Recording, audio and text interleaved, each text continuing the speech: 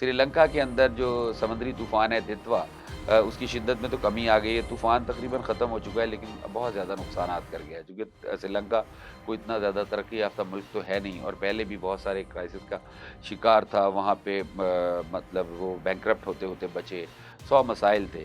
تو پوری دنیا بہرحال ان کی مدد کر رہی ہے، انسانی ہیومن رائٹس کی بنیاد پہ ان کو ہیلپ آؤٹ کرنے کی کوشش کی جا رہی ہے۔ جو ممالک کر رہے ہیں، بہت سارے ممالک ہیں، ان میں پاکستان بھی شامل ہے۔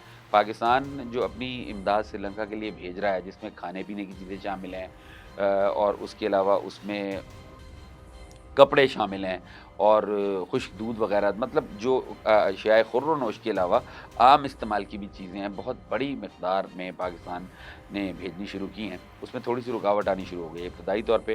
پہلے پاکستان نے 2-3 جہاز بھیجے تھے جو وہاں پہنچے تھے، ہمارا شپ وہاں فوری طور پہ سری لنکا کے ساحلوں پہ جافنا پہنچ گیا تھا۔ جافنا تو وہ تھا، جس کو کہتے ہیں اسٹورم ہٹ ایریا، اس کی سائٹ پہ پاکستان پہنچا تھا۔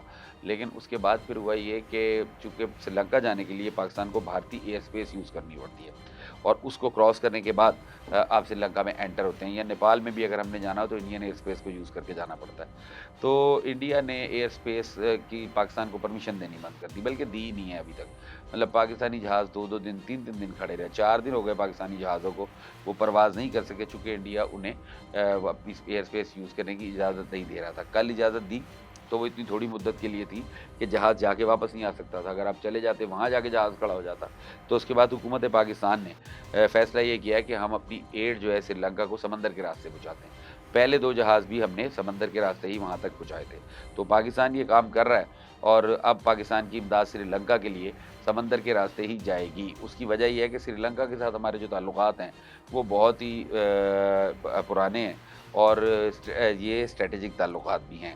یہ تو قدرتی آفت ہے جس میں ہم ان کی مدد کرنے کے لیے آ رہے ہیں، لیکن یہ دونوں ملک ایک دوسرے کے ساتھ ہر دور میں کوآپریٹو رہے ہیں۔ ڈینگی کے معاملے میں سری لنکا نے اچھا پرفارم کیا تھا تو ہمیں گائیڈ کیا۔ تامل ٹائیگر جب سری لنکا کو ہٹ کر رہے تھے، ڈینٹ کر رہے تھے، نقصان پہنچا رہے تھے، تو پاکستان نے جا کے ان کا خاتمہ کیا، سری لنکن فوج کو، ان کی پولیس کو ٹرین کیا، اور جو اس کا سربراہ تھا اسے بھی پاکستان ایئر فورس کے مطلب ایک آپریشن میں مارا گیا تھا۔ تو پاکستان ہر دور میں ان کے ساتھ کھڑا رہتا ہے، کھڑا ہے، اور اس کے علاوہ یہ خطے کے اندر اب ہیجمنی کا معاملہ بھی ہے۔ بھارت نے ساک کو نہیں چلنے دیا، اور جو ہے اس میں جتنے بھی ممالک تھے وہ، بھارت یہ کہتا تھا کہ میں آبادی زیادہ ہونے کی وجہ سے شاید وہ اپنے آپ کو پورٹرے تو یہی کرتے تھے کہ وہ سب سے تگڑے ہیں، جبکہ ایسا تھا نہیں۔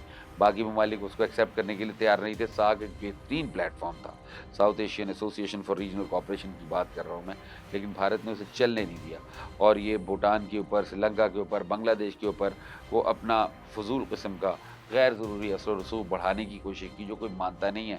بھوٹان ہو سکتا ہے مان لے، آپ کی تو بات مالدیپ نے بھی نہیں مانی۔